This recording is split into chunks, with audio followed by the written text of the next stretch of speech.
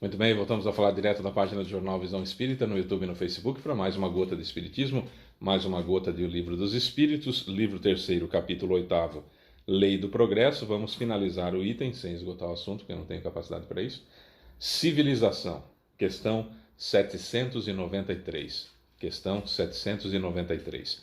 Se você puder compartilhar esse vídeo, se você puder comentar, se você puder curtir, você ajuda na divulgação da doutrina. Mais curtidas, mais comentários, mais compartilhamentos, mais o YouTube, mais o Facebook acabam sugerindo, recomendando esse vídeo para outras pessoas e você ajuda, portanto, na divulgação, né, da doutrina espírita, que é muito importante.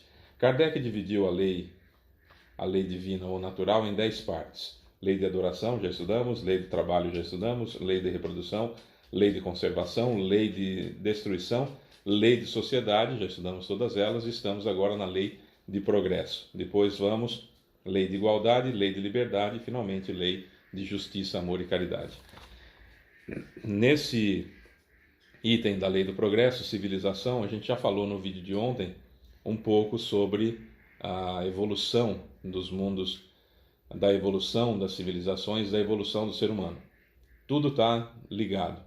E falamos também um pouquinho do verniz da civilização, que a gente encontra muito hoje em dia também.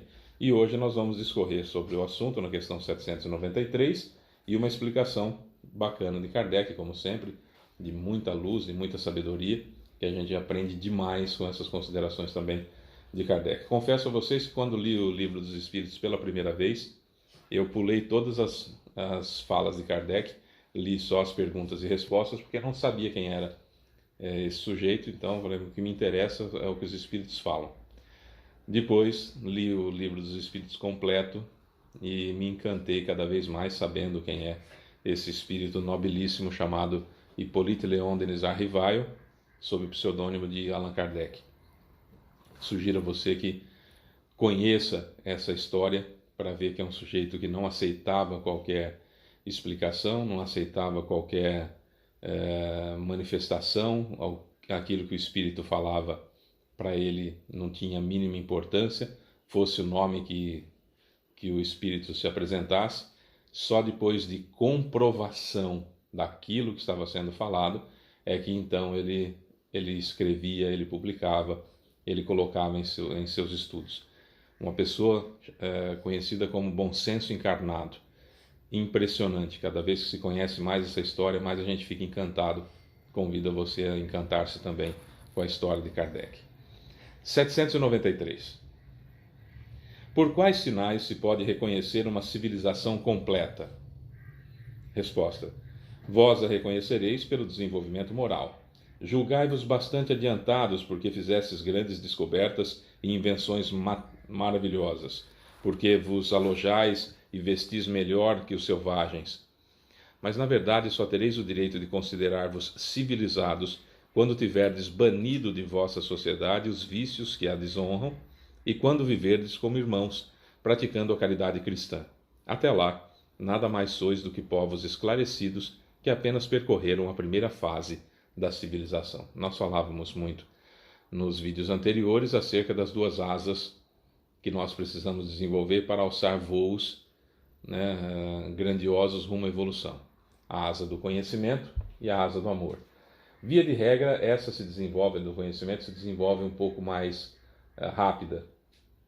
Pela força das coisas mesmo, nós somos levados a desenvolver-nos tecnologicamente. Hoje é muito difícil quem não tem um celular à mão, é muito raro, né, com acesso à internet, muito raro. Eu sou do tempo que não tinha nada disso, né? Eu sou de um tempo que era fita cassete, eram LPs, fita cassete, depois passou a CD, MD, depois MP3 e assim sucessivamente. Quando eu comecei em rádio era disco, CD, MD, cartucho, eram cartuchos que era, nem MD não tinha na época, era cartucho, para colocar os comerciais eram cartuchos que tinham uma espécie de fita dentro, era assim, muito difícil até de fazer rádio nessa época, de ser locutor de rádio, porque, né, muitos tinham operador de áudio e o locutor era outra coisa. No FM, como era o meu caso, então a gente já operava tudo ali, falando, enfim, era muito difícil. Hoje com a tecnologia está tudo no computador e a gente vai sendo empurrado pela força das coisas. Na parte da moral, na parte do amor, eu tenho que desenvolver. E eu preciso do outro para ser feliz, eu preciso do outro para evoluir, eu preciso do outro para interagir, eu preciso dessa sociedade evoluindo como um todo. E o planeta vai se modificando a partir do momento que a própria sociedade avança. Quando a civilização não avança e chega o momento do planeta passar de estágio, a Terra, por exemplo, já foi mundo primitivo. Aí passou para provas e expiações e agora está passando para regeneração. O curioso é que na Terra, não temos informações se no restante dos planetas habitados, dos mundos habitados, foi assim também, mas na Terra o que está acontecendo é que o planeta está passando de provas e expiações para regeneração, mas a civilização não está formada ainda. Tanto que muitos terão que ser exilados da Terra. Semelhante fato aconteceu em Capela, mas a informação de Edgar Armond no livro Exilados de Capela e do Emmanuel, através do Chico Xavier, no livro A Caminho da Luz, é que poucos espíritos foram exilados de lá. Quer dizer, a sociedade avançou, aparentemente. A impressão que se dá é essa, que a sociedade avançou, que a civilização existia, e aqueles que estavam fora do padrão foram exilados de Capela. Na Terra, a impressão que a gente tem é que o planeta está passando para a regeneração, mas a sociedade não acompanhou. A sociedade não acompanhou. E o que seria interessante é que a sociedade avançasse suficientemente para que o planeta, quando chegasse o momento de passar para de provas e expiações para a regeneração, já tivesse tudo pronto já. Não está. O que significa dizer que está tendo que ser dado um empurrão na gente, né? Então a civilização ela não se formou efetivamente. A gente falou muito de verniz da civilização, nós temos isso, muitos de nós, num determinado grupo de pessoas, quando estamos no centro espírita, por exemplo, é muito difícil nós vermos no centro espírita, a partir do momento que a pessoa entrou pelos portões do centro espírita, difícil ver alguém que joga um papel no chão, né? Abre uma bala, por exemplo, e joga o papel no chão. Se está acontecendo uma festa no centro, difícil ver alguém que joga o papel de boca, né? O guardanapo no chão. Enfim, é difícil ver esse tipo de coisa, porque estamos no ambiente do verniz, né? Do verniz social. Então aí a gente não faz isso. No entanto, na rua, aí a gente faz. Não é? É esse tipo de comportamento. No centro, a gente não cobiça a mulher do outro, a gente não levanta falso testemunho, a gente não furta as coisas dos outros, a gente não deseja o bem do próximo, pelo menos não escancaradamente. E fora do centro? Fora do centro a gente furta, a gente rouba, se não efetivamente o bem material, mas a esperança do outro, a vida do outro. A gente já estudou um pouquinho sobre isso no que diz respeito ao livro Justiça Divina, que a gente faz bastante, e no centro a gente procura não fazer. Na colônia espiritual, como eu disse no vídeo anterior, a gente se comporta exemplarmente, porque a gente está no meio de pessoas mais evoluídas, então a gente se sente evoluído também, escolhe provas dificílimas, escolhe expiações dificílimas lá no plano espiritual, porque a gente acha que vai conseguir. Chega aqui, a gente mostra a nossa verdadeira face, nossa verdadeira realidade. Então o que nós temos aqui é o primeiro passo da civilização que muitos de nós já deu, que é a inteligência, que é o desenvolvimento primário da tolerância.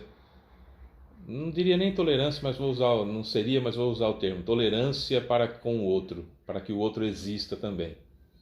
Olha que absurdo, né? Desculpa. Olha que absurdo. Nós somos tolerantes à existência do outro, né? Tudo bem, desde que não chegue perto de mim, que exista, né? É um primeiro passo, mas tem muitos outros para a gente dar. A civilização, como todas as coisas, tem seus graus. Uma civilização incompleta é um estado de transição que gera males especiais desconhecidos do homem no homem primitivo, mas nem por isso ela deixa de construir um progresso natural.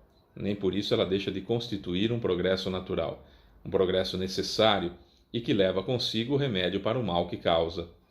À medida que a civilização se aperfeiçoa, elimina alguns dos males que produziu, e esses males desaparecerão com o progresso moral.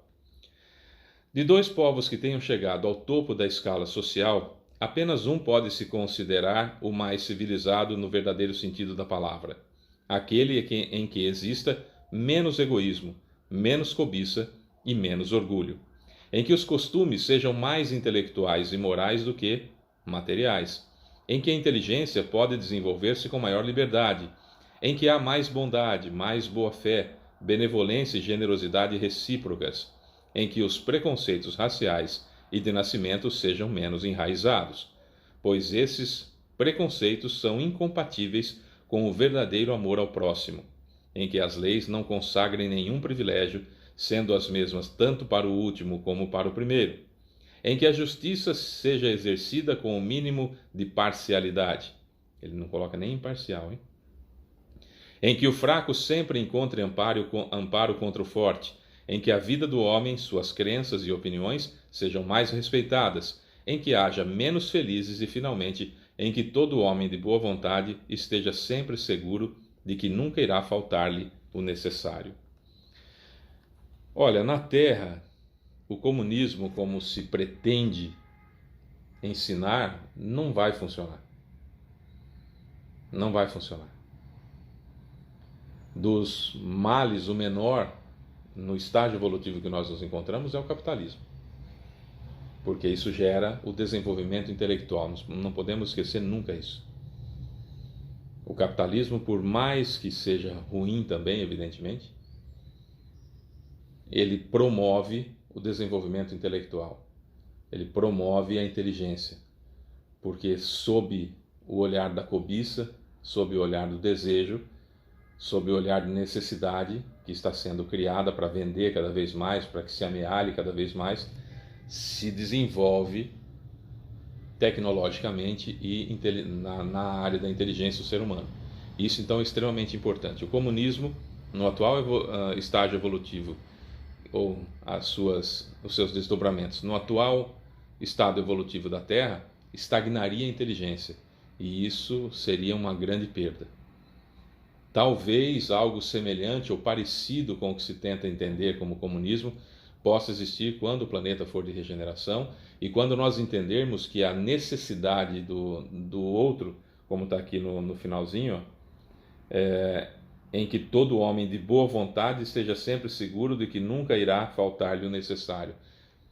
Esse vai ser um ponto, que todos teremos boa vontade, e por todos termos boa vontade, será agradável e será natural fazer com que esse de boa vontade, que por um motivo ou outro não tenha o necessário, que tenha o necessário, sem que isso se recaia sobre os ombros como humilhação, como dificuldade, enfim, como acontece muito hoje em dia, infelizmente.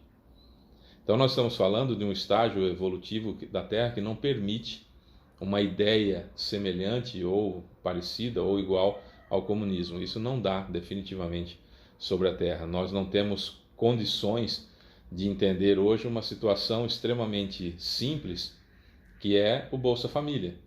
O Bolsa Família hoje no Brasil é extremamente necessário. Extremamente necessário. Ah, mas fazem uso político disso. Todo político que estiver lá vai fazer uso dessa arma, dessa pobreza. Isso é fato. Agora, a realidade das pessoas que sobrevivem a partir do Bolsa Família é extremamente importante que ele exista. E nós, como espíritas, temos que entender que isso é importante. E que o bom uso ou mau uso que fazem dos recursos, que as pessoas fazem dos recursos, é de inteira responsabilidade delas. Cabe-nos fazer o que achamos certo e as pessoas que façam o que quiser. Você tem uma pessoa lá que está pedindo esmola, por exemplo, que já é uma situação terrível para o próprio orgulho da pessoa, que anestesia a ponto da pessoa buscar cada vez mais humilhação, enfim, não vou entrar muito no mérito, mas o fato é, a pessoa está lá pedindo esmola e você dá uma esmola para a pessoa, esperando que a pessoa faça com o dinheiro aquilo que você acha que ela deve fazer com o dinheiro. E não é assim. A partir do momento que eu dei esmola, se a pessoa está fazendo daquilo um meio de vida, se a pessoa está fazendo o que ela fizer com aquilo, não é problema meu. É isso que nós ainda não entendemos. Por isso que nós não conseguimos viver numa sociedade igualitária. Nós não vamos conseguir viver numa sociedade em que todos deveríamos ter as mesmas condições de viver. A gente não consegue fazer isso com as pessoas que trabalham para a gente. É muito difícil pagar uma funcionária do lar, uma diarista, a chamada empregada, colaboradora do lar, enfim, o nome que se queira dar. Muito difícil, não se ganha tão bem para se pagar tão bem, então a gente paga aquilo que é muito para quem está pagando e pouco para quem está recebendo. Isso é fato. Isso é fato. E a gente quer que a pessoa viva de acordo com aquilo que a gente imagina que ela deva viver. Não é problema meu. Se eu estou pagando o máximo que eu consigo, com a minha consciência tranquila, estou pagando o máximo que eu consigo para que ela tenha o máximo de dignidade possível, o que ela faz com o dinheiro dela é problema dela, não é mais meu. Percebe? A gente ainda quer controlar a vida do outro, enfim. Nós temos essa ideia de, aspas, bondade, mas que na realidade é controle, faz parte do egoísmo, faz parte do orgulho, faz parte da vaidade. O fato é que nós precisamos entender que a civilização ela é composta primeiramente de verniz. Eu tenho verniz social, eu ajo daquela forma que eu tenho que agir, né, na frente dos outros, e se eu utilizar esse ponto como treino, em breve eu serei realmente desse jeito e não será mais verniz. Eu me lembro de um mentor nosso, seu Joaquim, que me ajudou muito em momentos muito difíceis da minha vida, que num determinado momento de problema de relacionamento com um ente querido, ele chegou para mim e disse: vista uma máscara de cristão toda vez que você estiver perto dessa pessoa e haja como cristão da máscara que você está colocando. Mesmo que por trás da máscara você esteja com muita raiva, com muito ódio, não deixe transparecer. Se a máscara começar a cair, pegue e coloque-a imediatamente outra vez. E eu até perguntei para ele, mas isso não é ser falso? Ele falou, não. Ser falso é quando você faz de conta que é de outro jeito para tirar vantagem da outra pessoa. Isso é ser falso. Nesse caso, você está utilizando a máscara para se modificar, porque usando essa máscara por um certo período, você vai se acostumar tanto com ela que em breve você não vai precisar usar essa máscara, você vai ser daquela forma, obrigando-se a ser como a máscara recomenda, você vai transformar-se naquilo que a máscara sugere que você seja. Eu falei, tá bom, quanto tempo eu devo usar essa máscara então? Ele falou, coisa de 2 anos. Eu falei, nossa. Funcionou, recomendei durante muitos anos isso às pessoas que eu tinha a honra de poder atender em atendimento fraterno. As pessoas que fizeram isso conseguiram resolver também seus problemas, também funcionou para elas, e é uma lição extraordinária. É uma ideia de criar um verniz, criar uma máscara, para, treinando usar essa máscara, modifiquemo-nos a ponto de ser como a máscara. Isso vai acontecer com o ser humano, isso vai acontecer com a sociedade, com a civilização A, com a civilização B, depois com a outra, com a outra, com a outra, até que o planeta todo esteja dessa forma. Ninguém dorme Fábio Pereira e acorda Chico Xavier no outro dia. Não acontece isso. A natureza não dá saltos. A evolução é paulatina e depende de esforço próprio. Eu só consigo evoluir a mim. E a máscara é uma grande forma disso acontecer. Funciona com o ser humano, funciona com a família, funciona com o bairro, funciona com a cidade, funciona com o país, funciona com as sociedades, funciona com o planeta. É isso. Sou Fábio Pereira, essa é mais uma gota de Espiritismo. Amanhã tem mais. Beijo pra você que fica. Tchau.